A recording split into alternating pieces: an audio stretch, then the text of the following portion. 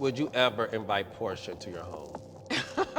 I mean, Phaedra said that you are the oldest looking young person she's ever met. I know. I kind of want Phaedra to find a man, a friend, or a mirror.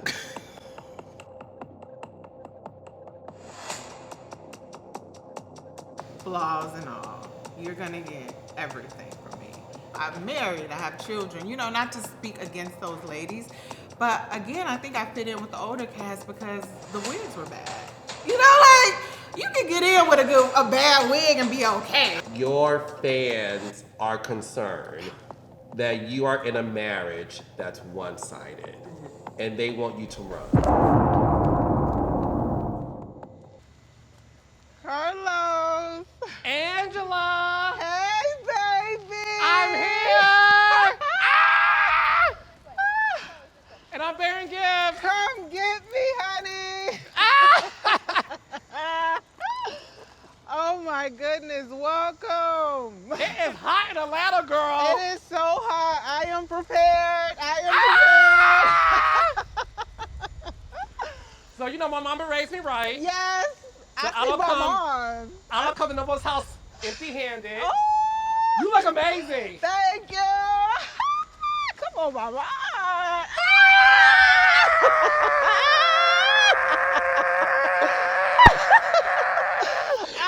Baby! Wait, my shoe stuck. Oh! My shoe. Wait. Hold on. Wait, I got you, boo. Hold on. I'm good on my knees. 1 second, okay. Because I pray. Wait. Yeah, I pray. That's why my knees are good. Wait. Listen, Wait, keep it up. you're Cinderella. Here's your glass slipper. Wait, I gotta hold on. Okay, hold on to me. Oh my goodness. There we go. So listen, I It's stuck am again. obsessed with you and your husband. So I came dressed Oh, come on, King. and I bought you one too. Raindrop. I'm officially a raindrop. You a raindrop! Okay, so real quick. I have to put it on? Yes. Okay, let me put my Hold thing on.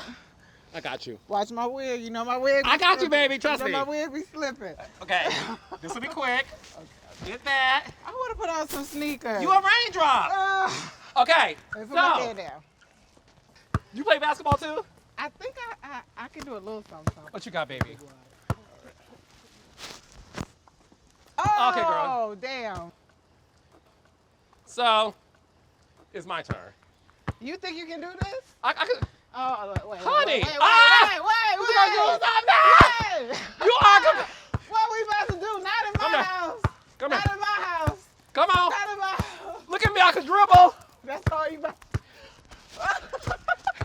Not a pop fake.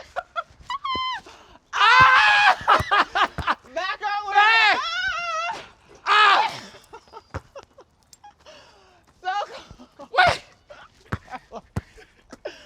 no. Damn. At Yay! my house. That's what I'm talking about. That's what I'm talking about. I let you in, baby. Let you in. I let you in. Okay, let's get in the house. Cause it's hot in this thing. My 12s, honey. Come on, boo. I got you, baby. I need my fan. Got your pan? Bedazzled too? Yes. Thank Okay, you. Mariah. Let's go, baby. Okay. Go now. Let's go. Okay. Your house is gorgeous, by the way. Thank you. Woo, honey. I got my fan too, girl. Yes. Yes. They was clowning me about my fans. No, let me We tell you need our something. fans. I'm going through menopause. Okay. Cause we're the same age. 44. Allegedly. No. 44 to be. Where's your ID? Oh my goodness. Can I get her ID, Glam? And please, get my ID, Chantel. It's in my purse upstairs. Because I need to put this to rest. Let's put this to rest. How would you? It's on my bed. Please, get my passport. Because as a 45-year-old man, I'm going through menopause. Okay. And you're allegedly 44. I carry this around too. Well, you know the girls. I mean, look, I watched the show, and I mean, Phaedra said that you are the oldest looking young person she's ever met. I know. I kind of want Phaedra to find a man, a friend, or a mirror. You know, before she comes at me about how I look. Like, I was in insulted. Like, I could take that from anybody except her. Why? Because it's like, have you seen her? Has she been past the mirror? Like, where's the mirrors? I think Phaedra's attractive. Where's the mirror? I'm not calling her ugly. Okay. I'm not calling Phaedra ugly. What are you calling her then? She looks old. Like, okay, she looks her age, you know, and it's one thing. What is her age? I think we just need to add a tax. Whatever my age is, we're gonna add 10, okay? We're gonna add 10 to that. 44, so you think Phaedra looks 54. Whatever. People think I look older, so. I'll say this, and this is, and raindrops, y'all know I do not lie. I'm in person with this woman. No, I'm being honest. You don't look old to me. I didn't know. No, I'm being very honest with you, because I would tell you the truth. Like, you don't look 44. You don't look older than 44. I appreciate. I don't. That. So, I'm being serious. I don't understand the read because. Yeah. Before this show, was your age ever in question? Never. And all of the wives that I'm around, we all look the same. You know, no one has ever questioned, are you the same age as your husband? Everyone knew, you know. That he got a young tenderoni. Everybody knew he had a young tenderoni. Yeah. So to be asked, you know, how old are you? I was shocked. I'm like, damn, do I look like, do I change my dermatologist? But aside from that, I know my age. Yes. I'm 44. Okay, we'll get the idea. Oh, I got the passport. Okay, hold on. Carlos King, as a journalist. Hey, Porsha. Oh, my goodness. I'm going to get the receipts. Okay, raindrops. Now, Lizzie, can you please bring me my readers, if you don't mind? My glasses.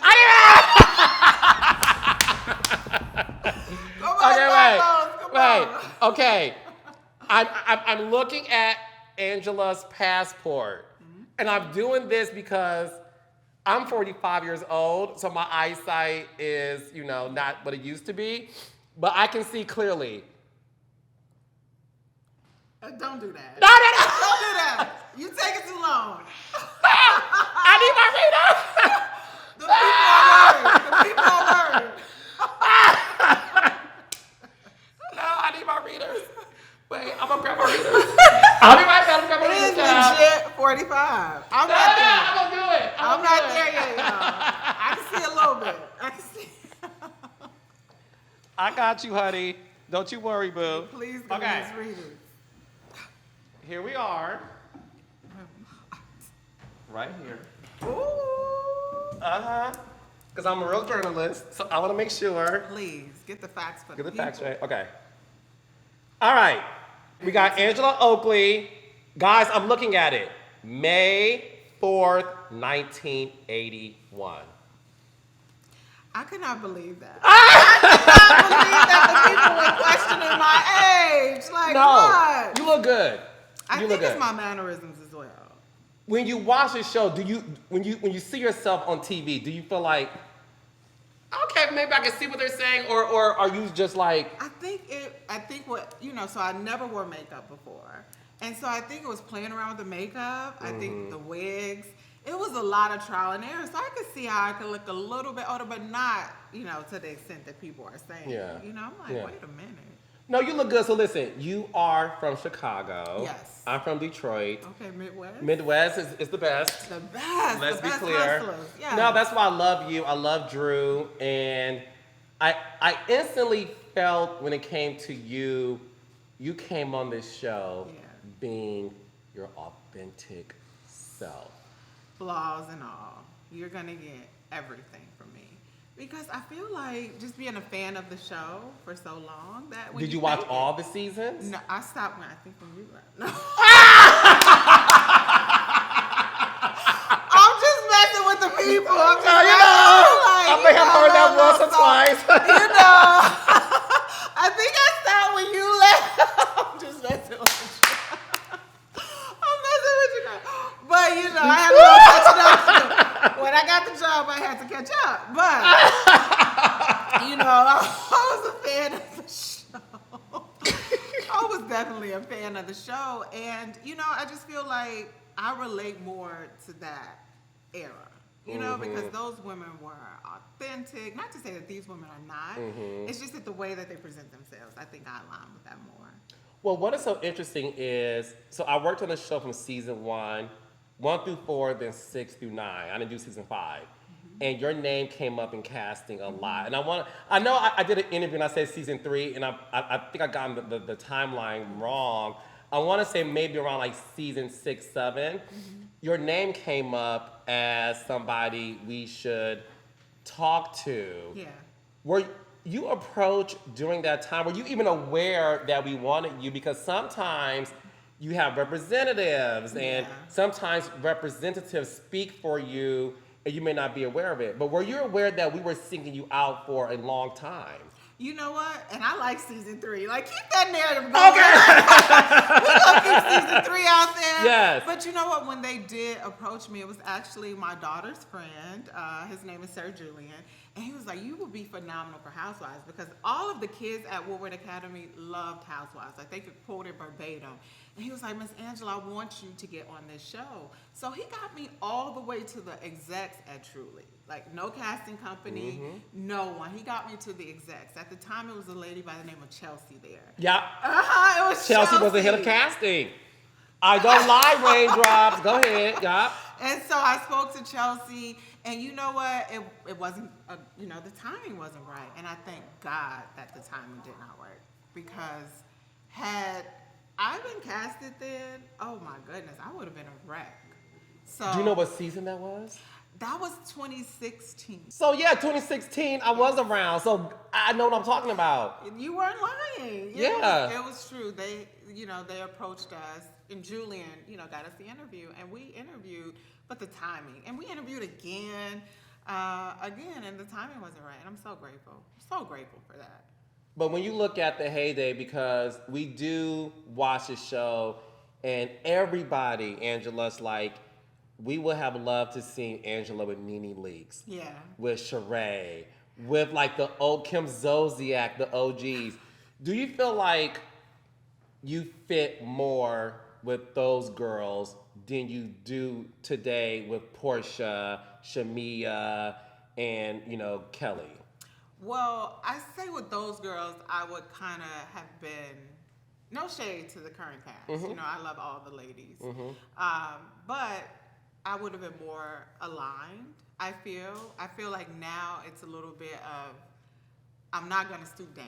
You know what I mean? So I'm always going to be up here, and you have to meet me at my level. I'm married. I have children. Not to speak against those ladies.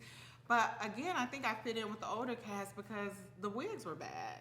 You can get in with a bad wig and be okay. Like now, I'm like, is this top model? Like, what are we doing? Like, is every day a fashion show? I feel like the older cast would have received me much better. And yeah, you're so silly. They would have received me better, because now it's like I'm being picked apart because I got a bad wig. And they would have never done me like that in the older cast. Listen, I got to be honest with you. So, obviously, I'm a former producer of the show. I am still a huge fan of the franchise. I've said this publicly, that I did feel like there were seasons that weren't excellent. Yeah. And I felt like this season is back to its roots. And I'm going to say this also publicly. I've said it on my podcast. I said on my Monday Night Live show with Claudia Jordan and Dustin Ross. And I'll say it to your face, you are the reason for the season. You really are. You really are. And as somebody who has been there season 1, day 1, there's not one motherfucker who recaps the show that knows more than me or understands how the machine works. Although they try to, discredit what my expert opinion, and that's fine. What I'm saying to you is, as somebody who was a part of the foundation of building that show, right? Me and the rest of the amazing people at the production company as well, and the network too, you are exactly what the Real Housewives of Atlanta was born to be. And you represent that. And you are so naturally funny and naturally gifted. You remind me a lot of my old school girls who was able to read somebody and not yell. And that's fine with yelling, but my favorite read from you will always be, but you got those miles on your mouth, honey, them stretch marks, no. And you sat there cool, calm, and collected.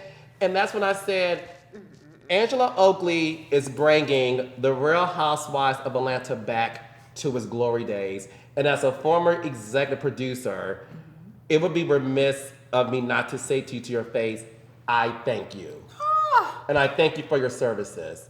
And I want to see you continue doing the show. You are magnificent. I appreciate it. You really are. And I hope you know it's sincere what I'm saying to you. But to hear it from you, like, it means so much. Because you always want to know, am I doing this right? Am I doing a good job? No matter what it is I'm doing, I want to know. My love language is words of affirmation. Like, tell me I'm doing it right. And to hear it from you, it feels good. Because a lot of people won't tell you, you know, you're killing it, or you fit in, or you're doing what we need you to do.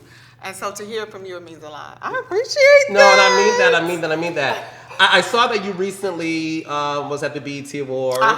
And you were calling the audience with your fan on, honey. Oh my God. I said that Angela. I don't think people understand. I said Angela is not gonna leave. It's like is it American Express? Don't leave home without it. Because your fan is that baby. I know, and the thing is, you know, people are like, it's air conditioning in the building. Whenever I get hot, it's internal, right? Yeah. Like, I can't turn the air conditioning off on my body. Yeah. So I have to keep my fan, and I just naturally, you know, if I feel a little something, I'm gonna turn it on because my wig is not gonna slip off. And that's the second thing for having my fan. I wanna make sure my lace is laced. It's laced, baby. Oh, it's laced. It's laced today. It's lacing. Good. The bob is bobbing. The bob is bobbing? It's not like, you know what I'm saying? It ain't like curled under that is classic and folded. Housewives. That was classic, right? One of my favorites. It ain't folded up. Nene is just, we gotta give it to Nene. But I also love Claudia. Claudia's amazing. I love her. You saw Nene at the BET I Awards. did. What did she say to you about you being on the show? You know what? She just said, you know what? You look amazing. And we just had a little 1-2. She introduced me to her partner. And we just did a little vibe. We had a little vibe. It was a nice little meeting. I know Nene. You know, I've seen her before, and I was a part of her organization, Ladies of Success. So shout out to Nene. Yeah. And to get the high five from her, that means something. That means something. That's like, girl, it's enough room for everybody. So I appreciated that from Nene. I did. Have you met Kim Zolciak before? Never, but I heard I would love her. She's a Taurus like I am. Oh, yeah. So I heard I would love her. She will love you. Really? I've Yeah. heard that. I've heard that a few times. Have you met Shere? No. And you know what? I think I would love Shere.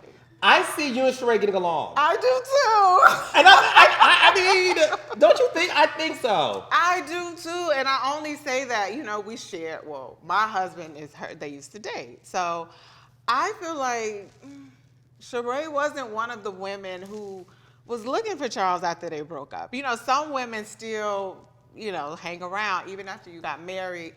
Shere just wasn't one of those women. So I don't feel like Shere would be, you know, a threat or anything like that. I feel like she would be a good, and she's a Capricorn. My siblings are Capricorns. Like, I feel like Shere would be a good time. And I've heard that a lot from a lot of different people. Oh, Shere is the best time. I heard the best that. time. No, Shere is amazing. Did you find out being on the show that Charles and Shere dated, or did he tell you prior to you joining the show? No, so we didn't go through our list of exes, right? Okay. Like, we didn't say I dated her.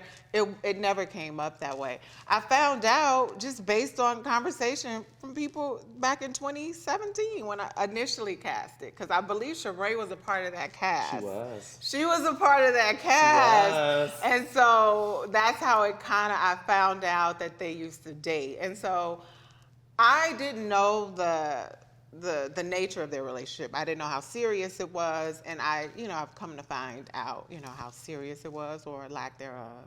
So they dated, 20 years ago. And y'all don't run into each other at events or anything in Atlanta. No, you won't find me out too much in Atlanta. I'm like Atlanta's hidden secret. I like to stay in the house or I'm on a plane. I'm somewhere else. I don't like to sit around Atlanta that much. That's why a lot of people didn't know who I was. I was Atlanta's best kept secret. Well, baby, you are wide open. I'm We here are now. here for it! Yeah. Did you listen? You're a beautiful woman from Chicago. What was your dreams and aspirations? Did you ever see yourself being on a hit show on Bravo or being a part of the entertainment industry? Or did you have other dreams and goals being in Chicago? I did. So coming from Chicago, I knew I always wanted to be an entrepreneur. My background is in finance, and I just knew I wanted to go where the money was, no matter if that was behind the scenes, not so much in front of the scenes, but definitely behind the scenes. Mm-hmm. And be it that my husband is public facing, I kind of felt like I can, manage his situation. And so I never had aspirations of being in front of a camera, outside of the audition in 2016, but no. No, I remember meeting with Larry King, and he was just like, you better brag. Not the legendary journalist Larry King. Legendary Larry One of my King. idols. Love Larry King. And he was just like, so what do you want to do? We met at, he loved this coffee shop in LA. He would frequent every day. He would go there. And he was like, so what do you want to do? Do you want to be behind the scenes or in front of the camera? I was like, I care about the money. He said, I never cared about the business. And I was like, well, if I don't, he just was pretty much saying, like, I care about being in front of the camera. I don't care about the business. And I was like, well, I care about the business. So I guess, there's no room for me in front of the camera because I care more about the business than being in front of the camera. And Larry King was like, yeah, you should probably stay behind, the camera. Wow. To handle the business. And he never cared about the business. And you know what's so funny? Mm-hmm. He accumulated so much wealth. Yes. He had a good team now. Yeah, but that's the thing. The thing is this, you have to have a team surrounding you who are good at business. Yeah. So for example, I am a businessman, but I'm also in front of the camera. Yeah. But I also know that there's no way in the world I'm able to do both successfully. Yes. So I have a great team around me who does great business. And for me, I focus on creating stuff and doing all the things I'm doing. And that's why I relate to you so much with the real estate. Because I want you to know I understand what that feels like when you have a real estate portfolio that doesn't go well.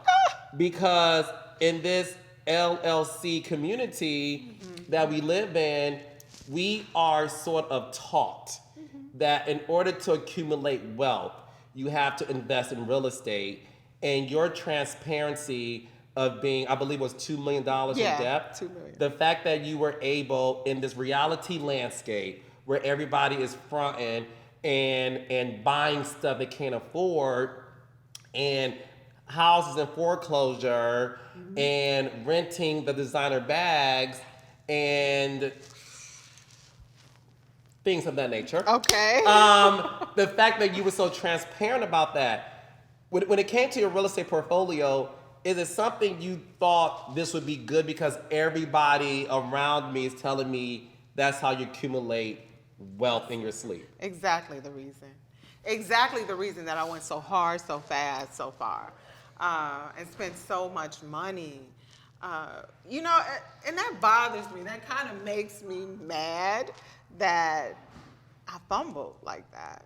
However, if I didn't have those properties, you would have never known me because I would have lived my private life. I would have stayed behind the scenes doing what I normally do. And I was kind of persuaded to buy those properties. There was this investor, a portfolio investor, overseas, I won't name the country, who wanted to invest in American real estate. And so I was just like, okay. I was introduced through a realtor. And I was like, let's accumulate some properties. Let's grab some properties. And I bought luxury properties. So with the intention of selling it to the portfolio investor for a profit. Sure enough, when it was time to sell, I had no portfolio investor, but I did have a portfolio of properties that needed to be renovated. So I had to hit the ground learning how to flip properties when I had no clue how to renovate anything and I have multi-million-dollar properties. So I'm scared, I'm frightened, I'm running out of funds because we carried those properties for 3 years. And I'm rehabbing them while paying the mortgages on it. So it just got to a point where I was just like, okay, I can sell them on the show. Like, let me get on the show. Like, let's promote this on the show. Not even taking into consideration the houses are not ready for market. You know, you're on the show. Let's hope they show a house. Yeah. You know, Yeah. they're not gonna do that. Yeah. And you know, I just hope. You know, I was hoping I could turn a profit, and no, that didn't happen. I lost a tremendous amount of money. We lost a tremendous amount of money doing that. And are you still the owner of those 4 properties? No, foreclosed. They're all foreclosed. No, not all of them. Okay. I still have 2, but the bigger ones, I'm like, okay, this house, and this particular house was on the show. So I paid 1.9 for that house, and it's on the corner of Hertz, like it's a landmark property in Georgia, and I paid 1.9 million for it, and it wasn't renovated. And so after renovations, it should have netted about $3 million. I would have had to put in about $500,000 in renovations, so probably about a $500,000 profit if everything went well, and that includes carrying costs. Like I can go down the list. No, it's expensive. But lo and behold, yeah. I mean, I got to the end, and the bank was like, "No, run us our properties, run us our property in that one." And this is something that a lot of people who have money don't really talk about publicly. And that's why I wanted you to know that, you know, there's people like me and a lot of people who can relate to you who just did not understand the real estate market at the time and who thought like this is your way of investment. So I don't want you to feel ashamed about that. I don't. If anything, okay, good. Because look at the blessing that you have now.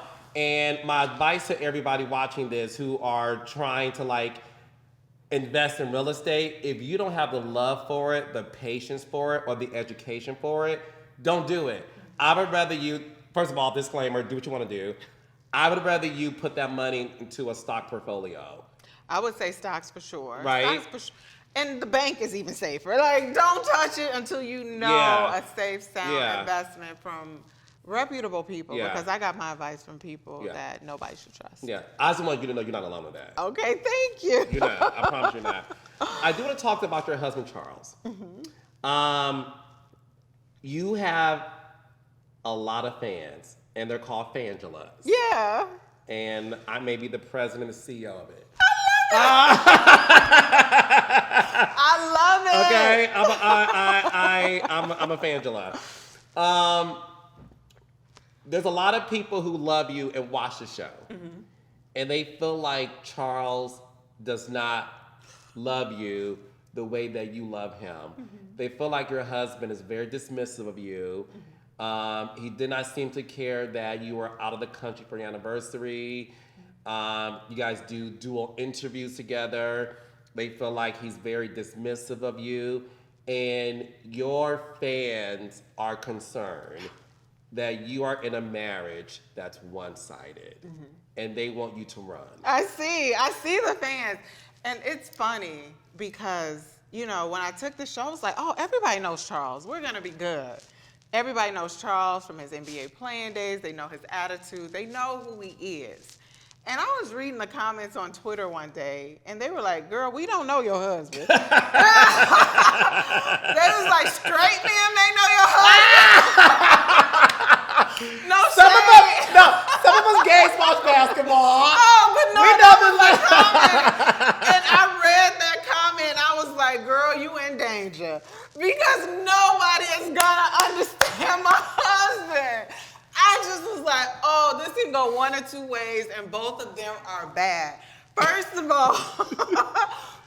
all, Charles, what do you know about the husbands that a lot of people don't know about the husbands on this show? Is there anything you can say? They don't get paid. I didn't say That's not a secret. Husbands, no. Andy has said that. It's widely known the husbands on these housewives don't get paid, and that's why.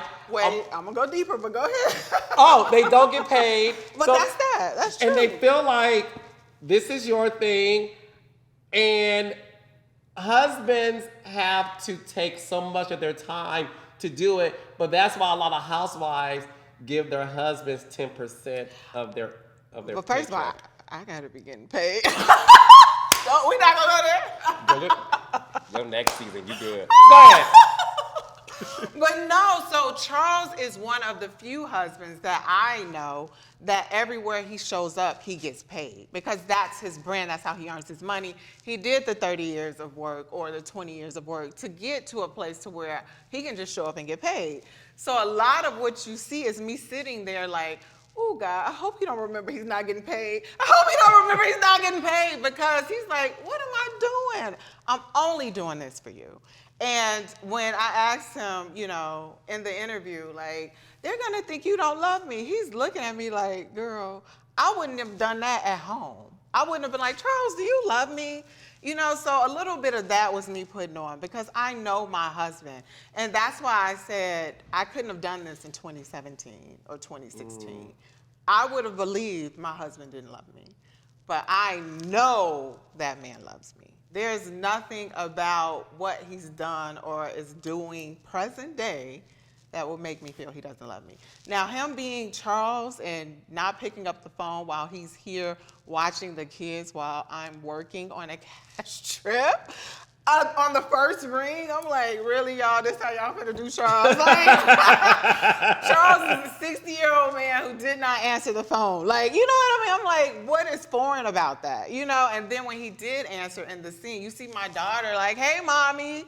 Like, he's home with the kids. Like, he didn't get any credit for that. And no shade. You know, I can't throw shade at the show or anything like that. Yeah. But it's like he just got roped in, but he is there.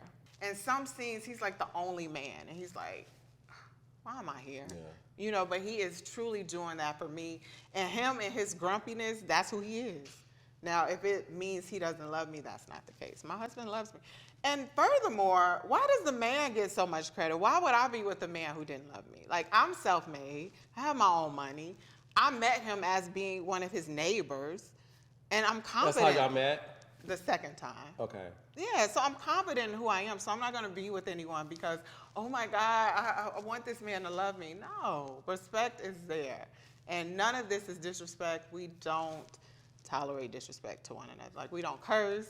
There's no name calling. I know my husband, and the world don't know my husband. So I had to take that with a grain of salt, especially when the person said, we don't know your husband. Mm-hmm. So, yeah. So when it comes to Charles, though, what is one thing about him that you wish the world could see that we're not seeing on the show? And it could have been shown. Like, just his fathering, his nurturing. Like, I come home, I'm met with a meal every day. He cooks for you? Every day. Every day. Like, I get mad when... I'm like the man in that respect. I'm like, where the food at? You know, I come in like, I'm hungry, you know? Like, you been here all day, ain't nothing on the stove? No, he cooks for me, and he understands me. He's patient with me, mm-hmm. and he gives me what I need. And so I know people are looking for this outwardly affectionate person. He's just not that. But that doesn't deduce his love for me, mm-hmm. you know, and how he shows it for me. And I love my husband. He loves me too. He loves me too. And my family. I said this on my YouTube show, my Monday Night Live. I said, Charles OAKLEY reminds me of my father. Everybody says that. So my father was born in 1949. He's 76. He is an old school black man from Detroit, Michigan. And my father just doesn't show affection. So growing up, I never thought my father loved me because he never said it. Yeah. And years later, I spoke to him, and he said, my father talks crazy. Motherfucker, I bought you all this shit, and you needed this, and you know, my father takes credit for everything. Look at you now. I did. Look who you become. Motherfucker, that's me. And I said, okay. So I understood my father's love language was different, and the way my father loved about my mother wasn't what you see in the movies. So when I look at Charles, I always said, look, I understand that maybe this younger generation may not understand how an old school black man loves up on his wife, And I never thought he was dismissive to you. I promise you, I never thought that. And the one thing that I always thought was, this man is this legendary NBA player, and I'm gonna have a real conversation with you. I know for a fact that when it comes to a man of that status, to be okay with his wife having her turn at this, that sometimes that's not the case. Because one thing I will say to you, I have spoken to a lot of wives of former sports athletes, players, right? Who made the decision of their wife not joining reality television because they wanted to keep their wife in the house. And they knew that I do not want to share the spotlight with her. Yeah. So I know for a fact that the fact that you're on the show is because your husband believes in you and he wants this for you. Because so many girls, even when I was on Housewives of Atlanta, and I spent one season, season 9, I spoke to 75 women. Wow. And a lot of them said to me, I want to do it, but my husband won't let me. He won't let me. Yeah. And I know that there had to be a conversation with you and Charles about you joining the show. What made him say, I'm okay with this? And I appreciate you giving him that. Giving him credit for that. Just wanting to dim his light, if you will, and just say, go. Even when we're out now and we're walking or whatever, he'll push me forward. Like, there she go, y'all, there she go. Like, he's my biggest fan. Aside from that, in 2017, we were not ready. And he was more reluctant then. He was just like, no. And now I know why, because he was doing what he probably wanted to do. Mm-hmm. And now he's just like, you know what? It is your turn. You know, do what you want to do. I got your back. Like, I am a good wife. And when I tell you a good wife, not so much I'm going to sit back and let you do what you want to do. Not that kind of wife, but I'm going to build you up. I'm going to support you. I'm just there. You know, I'm a good wife, good mom, all of that. And to go back to your father as far as affection, now, if you see Charles with the kids, it's like, this is his world. So they get all of that. And I believe this man, born in 1962, 63, whatever, he has a certain amount of affection that he can provide or that he gives. And he gives it to me in the way that I need it, and he gives it to my kids in the way that they need it. So I'm gonna stand beside him because I know the world don't get to see that, and I hate that they didn't show that because there was plenty of that to be seen. But you know, and back to he didn't get paid. All of this is him doing this for me. Him showing up in a room full of women he do not know, who's starting rumors or who's just participating in rumors about him, says a lot. And he is so no nonsense. For him to sit there patiently, knowing he's ready to cuss everybody out, I appreciate. You know, it's only because of his love for me. So we did have the conversation when we got the show this year. We met with everyone, and he's just like, I just hope you do her right. And he told that to production, like, just do her right, you know, because I know how it could be a lot of BS involved. Just make sure she's done right. And anytime he may have felt, I wasn't done right, he would make that known too. So we did have that conversation, and it landed us here. So we're on the same page, and he's showing up. No, he shows up, and that means more than anything. So one of the things that I do want to talk to you about your transparency on the show, because what I do feel is missing in the landscape of reality television is a lot of people join for the wrong reasons. They join the show for instant fame, and that's okay. That's fine. But there is an exchange because it's a reality show. So the exchange in your desire for fame or money is to showcase your reality.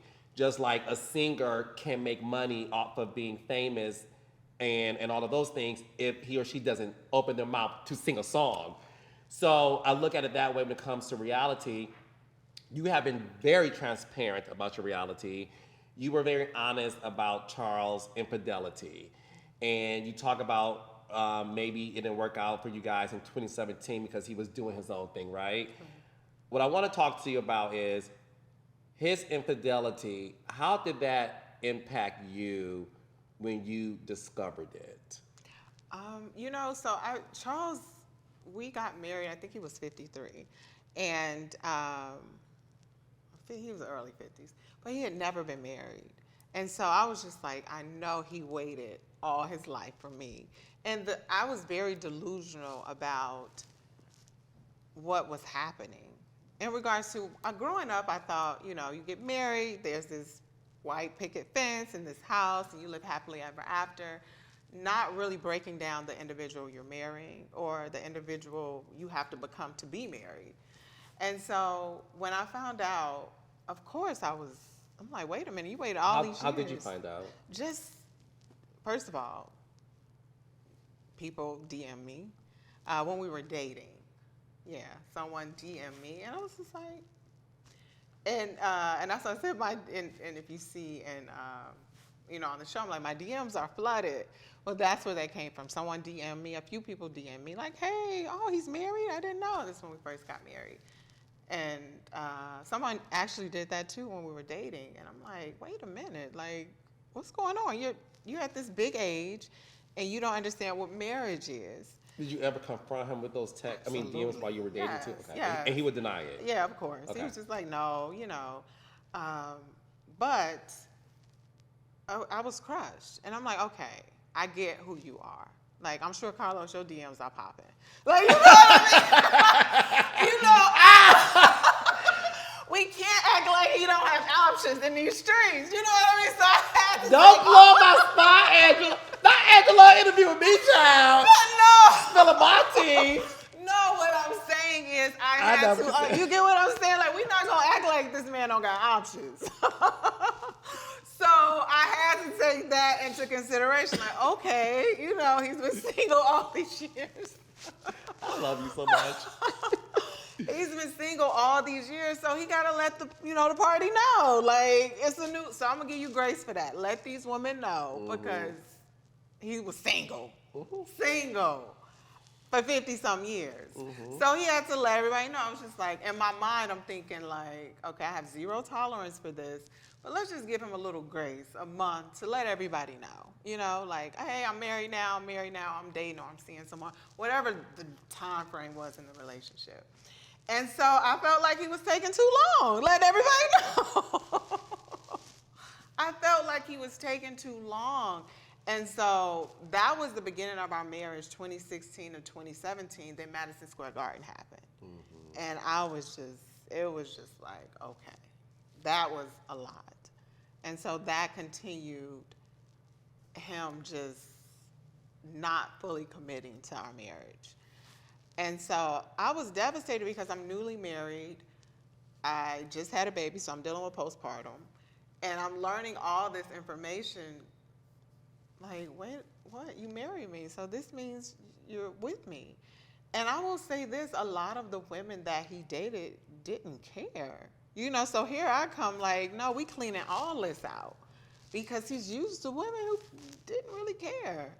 And so it was foreign to him to have someone say, no, this is what marriage looks like to me, and this is what a relationship with me looks like. So we had to clean this up. This is not it. And again, then Madison Square Garden happened. He was doing good, and then he just... And how long were you guys separated after that incident? It wasn't that long. It was probably about 3 or 4 months. It wasn't that long. And we lived separately because I'm like, this is a lot. But before the separation, I was just like, okay, am I going to hang in here? Am I going to deal with this? It's just too much. It was too much. Because I didn't feel like I was getting the support or the action I needed from him. And so he started to make strides, and we got in therapy because he was willing to fight for it. And he was just like, you know what, I'm not about to lose my family. I had a new baby. And, it took him some time to clean out that closet. It did. It did. There's a lot of women who are watching this. What advice would you give married women who have experienced their husband cheating on them during the marriage, and finding a place within your heart for forgiveness to take him back and to really work together on the second win of your matrimony? First of all, it has to be some level of respect, right? This was nothing he was blatantly, like, he calls me the FBI because I was looking for, like, he wasn't forward cheating, like, you know what I mean? Do you understand what I'm saying? I do, He wasn't I do. being disrespectful. There is a thing called disrespectful cheating, and for the audience to know, in case you don't know, is when you are just blatantly out here Oh, yeah. taking girls to the same spot you take your wife, and then, like, you know, just being very open about it. Disrespectful. So Yeah. he was definitely covert. And it would take a level of investigation for me to find out. Because, you know, I wanted to know. I did go through his phone. You know, that's how I found out. And, you know, in addition to women DMing me. So he calls me the FBI because I want to know what's going on. But if the respect isn't there, I wouldn't. And you know, cheating is disrespectful. It is disrespectful to your vows. It's disrespectful to your relationship. So I'm not going to say I wasn't disrespected because I was. But I will say if your husband is really trying to, and it's not hard to stop, right? It's not hard to stop cheating on your wife. Like, this is not anything, you know, hard. With Charles, he was willing to make those steps. And again, he did the work. You know, he went to therapy. As a man who's never stepped foot in therapy, he was like, is this what it takes for me to save my family? And why do I do these things? Oh, I was a professional basketball player. These women just, it was easy. You know, it was just easy. Like, he's jet setting with some of the biggest names that we know. So it's easy. And so for him, he didn't see anything wrong with it until I came along. So I would say to those women, if your husband is willing to make the strides to make it work, then hang in there. But if it's abusive, disrespectful, all of those things, by no means. By no means. By no means. Something just dawned on me. Is that the reason why when Porsha made the inappropriate joke about her husband, did that trigger something in you just based on what you had to deal with not only women DMing you while you were dating, not only this happened while you were married to him, knowing that within your husband's experience, there are beautiful women who don't mind being a side chick. They wear it on their chest. And you having to separate from him for 3 to 4 months because of this. When you heard that, did that trigger the past trauma that you had to experience in terms of, like, I am reminded of what I had to recover from? You know what? A lot of people think, you know, I read in the DMs like, oh, if Porsha can sleep with him, then he ain't. And you know, why are you so concerned that a woman said that? You know, said that about your husband. I wasn't, if it was 2017, yeah. But be it that we did the work and I really, really trust my husband, the issue was it wasn't really Charles. It was the disrespect to me as his wife or as a woman on this show with you. That's where the disrespect, I ain't even let the disrespect get to Charles. You're disrespecting me. First of all, we're going to acknowledge me. That's where I got triggered. She could have said everything she wanted to say about Charles, but you're talking about my husband. So first you have to deal with me. And you're doing it, you're saying it in earshot of me. You know, so that's where the disrespect was. And it didn't take me to any trauma or anything like, oh, he cheated. No. This is woman to woman. This is grown woman stuff. You're disrespecting me, Angela. You know what I mean? Like, I'm here as a woman trying to do my job just like you are. And I don't know if it was a threat that she would have acted on or tried to. And it would have been like nothing she's ever seen before if she did. You know what I mean? Because I'm just not that type of girl you can play with like that. You know, you can't disrespect me to my face about my husband and think you're going to act on that. That's just not the games I play. But I don't even think people see that the disrespect was aimed at me. Did you ever think for a second that Porsha was capable of acting out on that comment? Well, I thought she was capable, but could she do it? No, because that goes back to the work me and my husband has done. You see what I'm saying? Yes. I hope that's clear. I get it. Okay, because I want to clear the air for the world. Okay. It was never about Porsha being capable of acting out on the threat successfully, Right. because you and your husband did the work, and regardless if Porsha wanted to or not, your issue was never could she be successful in doing that to Charles, because it could be Porsha, it could be any woman named something to P, but it has nothing to do with Porsha per se. I know my husband, and I know that the work we've done eradicates him from even wanting to do that if it's presented to him. You were more focused on this woman is saying something about my husband and she's disrespecting me. And she's doing it behind my back, and she's doing it laughing and joking with other women, two who are married, and they're all thinking this is a joke, and they're playing in my face. That's where it was. Got it. The disrespect was there from the beginning. Got it. So as far as Charles, if it wasn't Porsha, like you said, it could be Porsha, it could be Wendy, Princess, it could be Tanya, it could be any whoever. girl. Because right. that is every day. There are women now who would sleep with my husband. You know what I mean? That threat is never going to be gone, no matter who says it. You know what I mean? So the work has to be with Charles, because I can't block all of that, no matter who says it. So the work has to be with my husband. But as far as we were concerned, you're disrespecting me. You know what I mean? Me, Angela, right here on this show with you. And that's where it became an issue. Because you can say whatever you want, and again, people want to throw you off your game, especially if you're seen as a threat, or you coming on strong, or you're doing good at what you do. People want to throw you throw you off your game. And that wasn't gonna happen with me. I wanted to first establish boundaries with respect. And you're being hella disrespectful to me.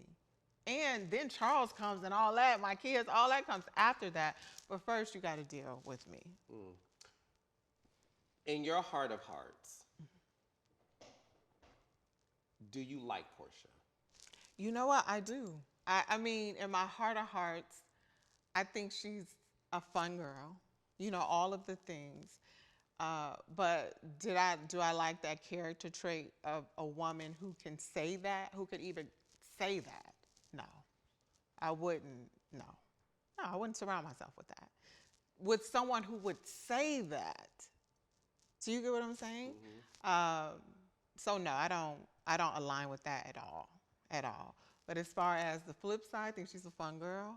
And that's bigger than just Porsha. I don't want to talk about Porsha. Any woman who can just say that, I don't align with. Like, I take my vows and my marriage seriously. And as well as I take my respect for me seriously.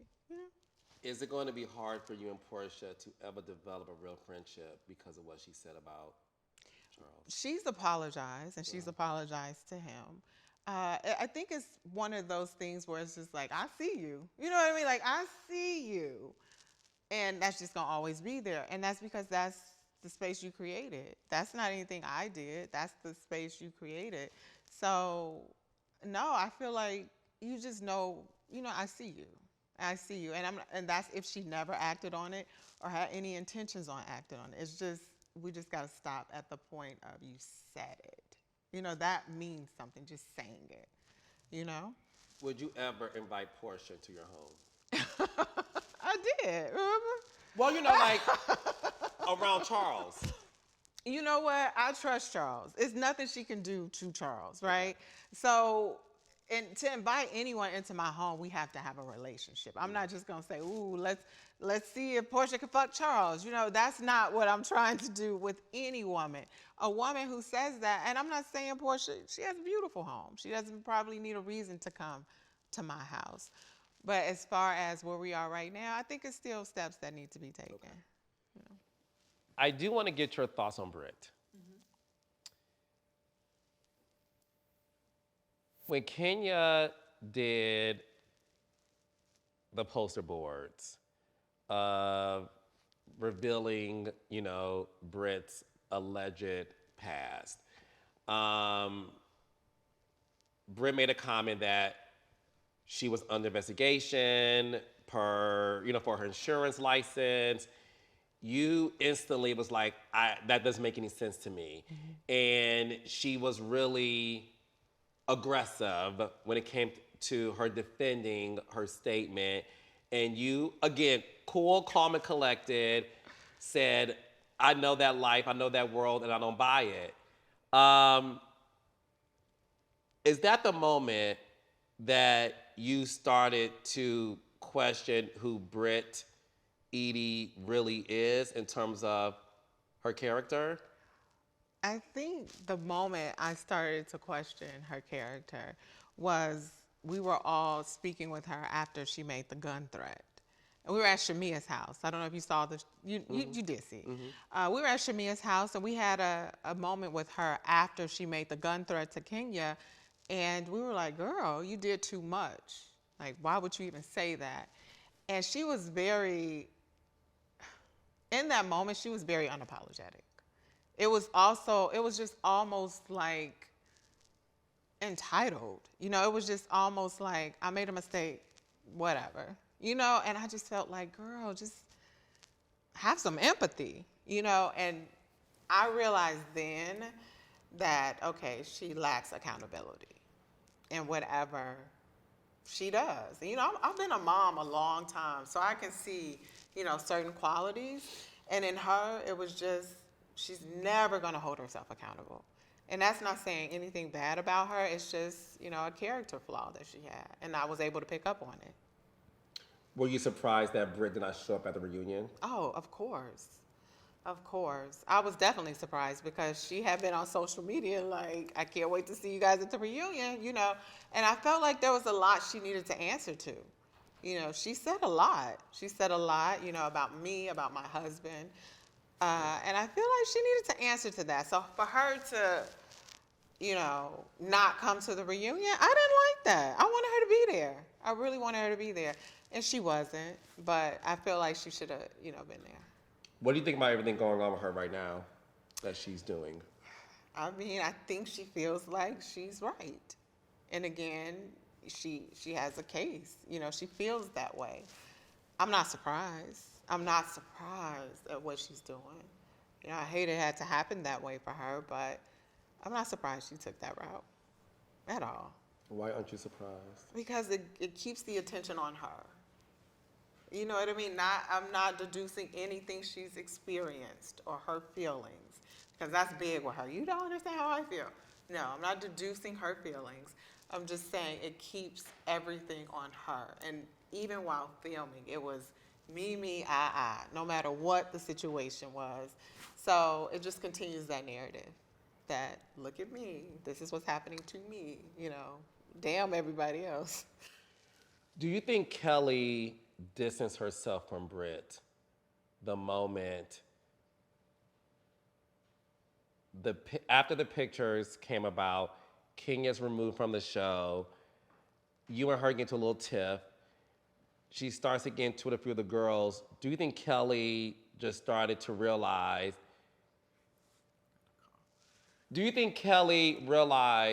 that Brit is a sinking ship and I may need to hop on another team? Absolutely. No shade to Kelly, even though she probably will take this as shade. But absolutely. I really feel like what made the OGs so good is that they will die on the hill by themselves. They don't care about latching on to anybody, I love that about the OGs. And I wanted to embody that. And when I don't see the other women embodying that, like, yeah, so what? I'm Brit's friend. I'm going to die on this hill as Brit's friend. Right, wrong, or indifferent. You know what I mean? That's what I wanted to see.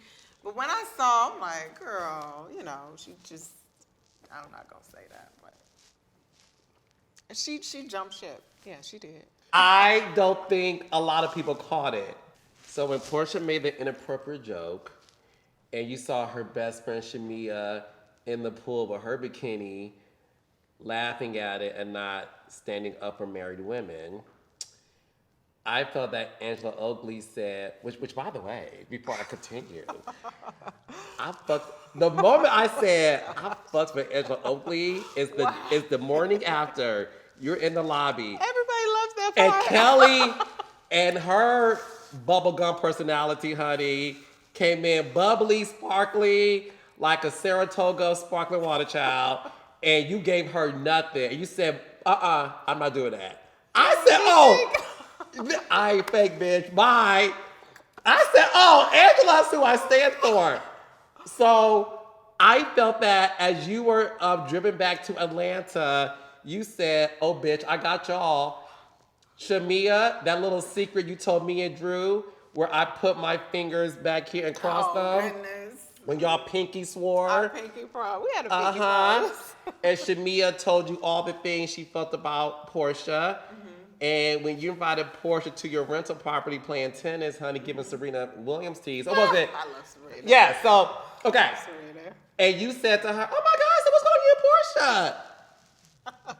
Did you orchestrate that as a payback? Not intentionally.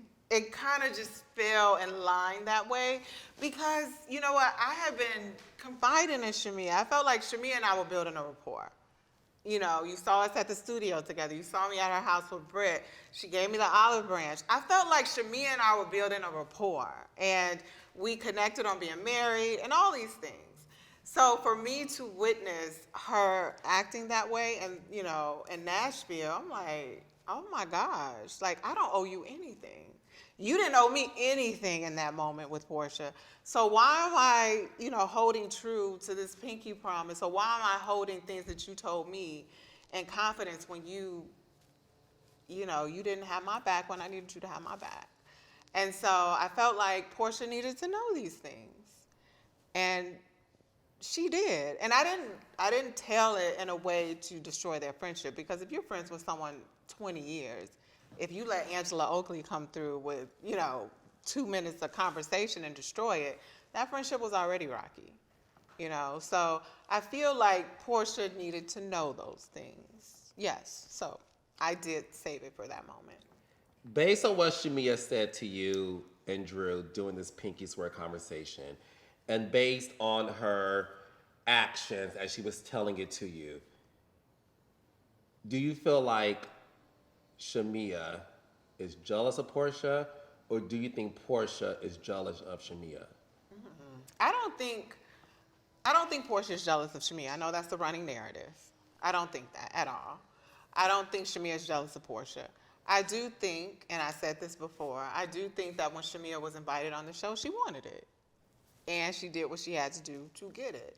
I don't know if Porsha was welcoming of that, but I feel like she wanted to be on this platform. I don't know where jealousy comes in. I just feel like maybe Portia's like, girl, this is mine. This is mine. Do your thing. I'm good over here. I'll bring you over from time to time. And Shamia was like, I want it too. You know, so that's probably where the strain began. I don't know. But I don't think it's jealousy. You know, I don't think it's jealousy. Jealousy is a strong word for a group of girls who've been friends, you know, all those years. So I think maybe a little envy. You know, maybe I want that. Maybe she coveted the platform, Shamia, but I don't think they're jealous of one another.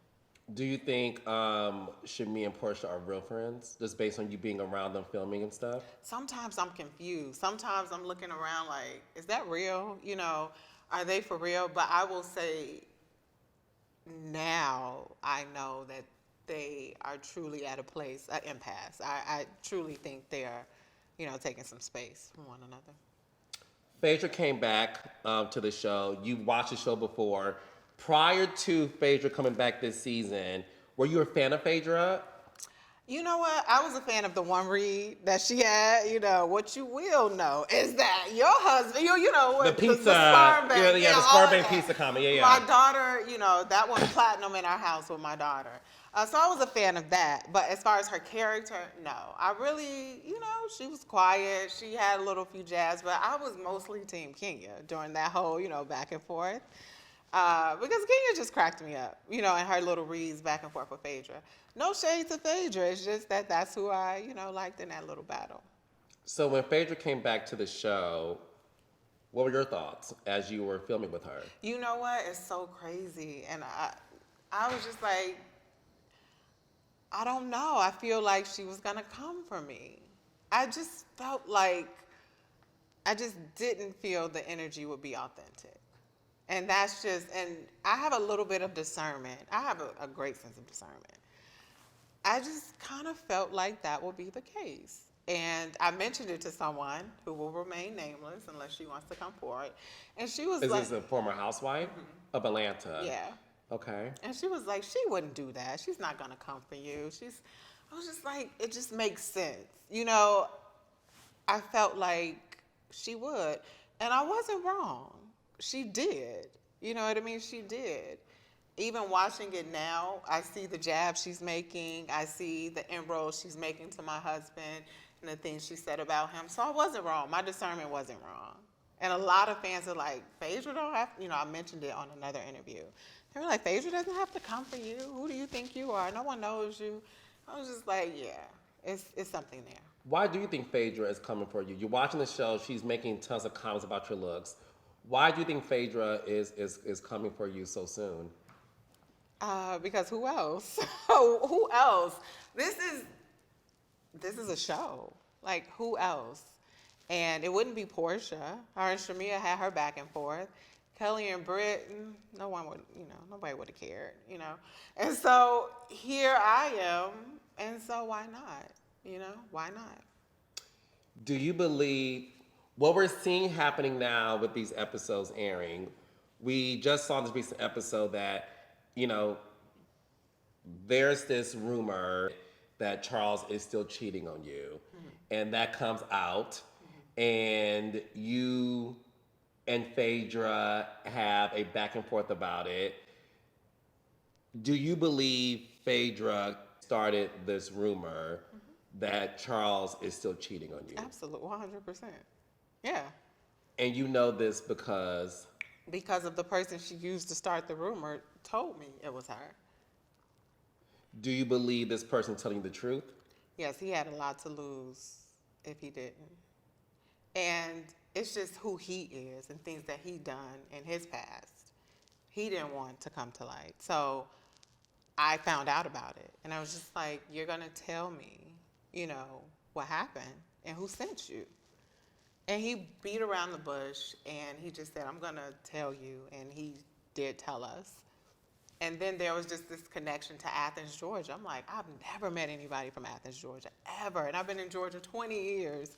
Never, never. And to be in a room with 4 people from Athens at the same time, I was just like, okay. But yeah, he did tell me, and I do 100% believe him. I do, because everything made sense. Like, your sister went to high school with her brother. Like, you know what I mean? Like, you come in this room and you don't know anybody here, but ironically, your sister went to high school with Phaedra's brother. I'm like, okay. So it was like, Angela, I told you the truth. And he did. How did you feel about that once that was all discovered? I was disappointed because I was told, get to know Phaedra. She's coming back. Get to know her. And I kind of looked to her for information. Like, tell me how this works. I'm new to reality TV. Tell me the inroads. Tell me the inside out. And, she was the source of information. So for that to happen, I was just like, yeah, it was a breach of trust. And, I didn't appreciate that at all. And it's like, what? The truth is so much better than fiction. Like, why do you have to lie on my husband? Like, let's just talk about the things that we've been through. And when me and Charles took this show, we were like, we're going to talk about everything we've been through. All of it. Because we didn't want to be ambushed with anything. So let's let the world know. And for her to create a lie, it was devious. So you survived your first reunion. Yes. Without giving too much away. How was the season 16 reunion for you? It's your first time. It was good. I am still standing. I had to let everybody know who I was, and I feel like it's gonna be good. I feel like all of the ladies did an amazing job in, proving their point or lack thereof. Attempts were made, but we survived, and it's gonna be funny. Charles shows up because he shows up for me, so he's gonna be at the reunion, and we just it's actually a fun time. Crazy enough that I can have a good time with Porsha and Phaedra and all of us in the same room at the same time, and we are getting along. It worked out. Okay. So come next season, would you like to come back to next season? I haven't been offered next season yet. Well, I know some people, so I'll be making phone calls myself. I have been known to do that, so you'll be back. Who, in a perfect world, who is Angela Oakley's dream cast that you would love to be surrounded by on the Real Housewives of Atlanta? In a perfect world. In a perfect world. Perfect world. First and foremost, you already know, Nene Leakes. Nene. Like, Nene is crazy funny. She's good. Nene. Kenya. Kenya. We need Kenya, who saved me this season and who allowed me to continue on. Cynthia. Porsha. Gotta get my Chi-Town girl Drew in there. Yes. Drew. I love me some Drew. And I thought about this.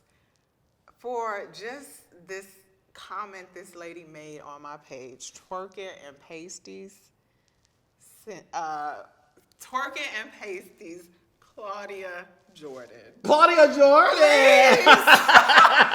She said twerking. She broke the internet on my. I could not believe. Like, her mouth is just. Claudia, bring Claudia back. Let her run through. Like, we need to play with Claudia. So I'll bring Claudia. And so how many do I get? Keep going. Oh, okay. So I'll bring 2 more. Okay. Just because I need somebody to frown at and to make faces at, bring Phaedra.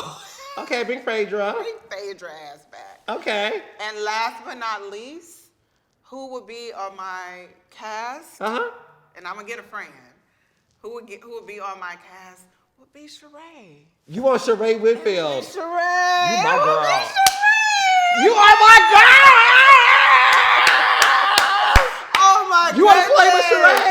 I would bring Shere back. It's like, we would have fun. Like, I know all the shade she gonna throw. I know it. She gonna throw shade. She gonna give me a run for my money. But I like that. You know what I mean? I like that. As long as we're respectful. But I'm okay with that. Shere still throw a little disrespect. She gonna throw a little disrespect. Shere doesn't go a little, but it's fine. But I get it. You are good. I would bring Shere. You want a good show. A good show. Those are some power players you Those made. are. And as a friend, we're gonna bring Shamia, because that's, Oh, Shamia's a friend? Okay. I like Shamia. We can bring Shamia. Okay, you do? Friend though. Yeah, friend though. She can come. And play with y'all. She can play. Once a month? Is that what we She can play. All right, that's a good dream cast. Okay, so before I let you go, it'll be remiss of me. I want to offer my condolences. I know you recently lost your mother. I did. And as a mama's boy who lost his mother to 5 years ago, I want you to know that I understand, because yours is obviously fresh. And being a fan of yours and the show, your mother, so gorgeous. You get your look from your mom. Your mother's beautiful. I don't want to cry. Look, no, I'm not doing this. Okay, I'm sorry. Okay, no. But it would be remiss of me not to offer you my condolences. The only question I want to ask, obviously, is, was your mother and Charles, were they able to make amends with each other before she passed? Well, when she passed, he was the one picking me up off the floor. But aside from that, he cooked a meal. She came and ate, and that was as good as I needed it to be between them. You know, if my mom was in the room, he recognized my mom. He loved my mom. He knew who she was to me. So they were really good. And again, just to see her on the show say, I love him, you know, and for him to say that, I was like, thank you, Mom. You know what I mean? Because we all know who Charles is, and we love Charles. And I'm happy that that happened. But for you to understand the pain, I didn't know that. Yeah, no, listen. My advice to you, and it's something, it's like this club of kids who lost their mom, especially when you lose them at an early age. You're a part of this club where you only are able to understand that it is by far the worst pain you could go through because that's your mother. Yeah. And one thing I just want to share with you is everyone's grief looks differently, and you take all the time you need. I have 9 siblings. We all grieved very differently when we lost our mother, and all 10 of us were mother girls or mother boys. Like, our mother was our world. And what I will say to you that helps me, my mother's been passed for I think 5 years, 6 years. I speak to her every single day. Yeah. And I talk to her, and she speaks to me, and that helps me heal to where the only thing's missing is the physicality of this woman. But my mother is right here now. She's around, and I talk to her in the car. Me and her gossip, because my mother would be like, girl, let me tell you what happened to me today. Like this, man.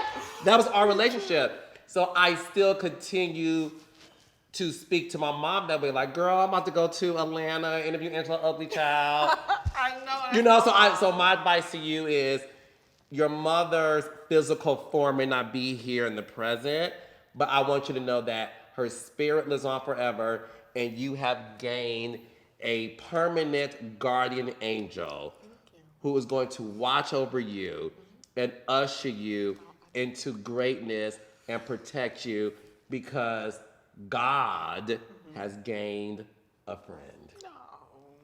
Thank you. God has gained a friend. Thank you. So he's able to assign your mother I know. to do things for you on earth, and she has you. So know that. I want you to know that. Thank you. Okay? Okay? No, I love you. Tell your daughter's good too. Your daughter's fine.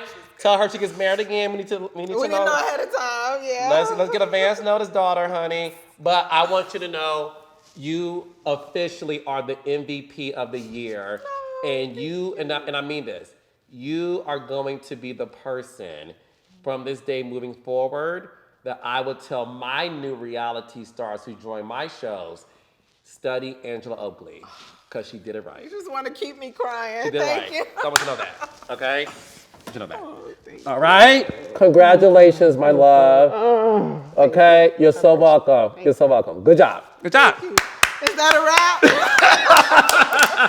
We good, Claude? Like, he got me crying. Yeah. I didn't even cry at the reunion. Like, I cried all before the reunion. Thank you. I've been everywhere. I hope you know that. I've been everywhere. I get it. I get it. Oh, I get it. God, You're thanks. excellent. Excellent.